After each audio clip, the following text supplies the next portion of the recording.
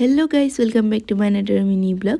পুৱাই ভাত পানী খাই লৈ কলেজলৈ বুলি ওলাইছিলোঁ। কলেজলৈ সোমাইছিলোঁহে, কিন্তু ক্লাছ কৰিব নাপালোঁ। আজি বোলে ITI কলেজত এখন মিটিং আছে, তালৈ আমাক ছাৰ মেমহঁতে যাবলৈ ক'লে আৰু আমি আহিলোঁ আৰু বাছো দিছিলে আমাক আৰু বহুতকেইখন কলেজৰ পৰা আহিছে আৰু আমি ধুনীয়াকৈ গৈ তাতে বহিলোঁ হল ৰুমত আৰু ছাৰজনে কি কয় শুনক আহক guys. Technology and improvement digital process operation role, ঠিক আছে, এই দুটা ৰোলৰ এটা কেণ্ডিডেটক হায়াৰ কৰি আছিলে।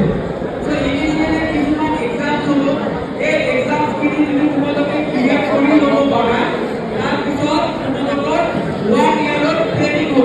আৰু ইমানকৈ ভিডিঅ' কৰা নহ'ল তাতে গাইজ, আৰু আমি 10টামান বজাতেই গৈছিলোঁ আৰু এতিয়া 1টা বাজিল।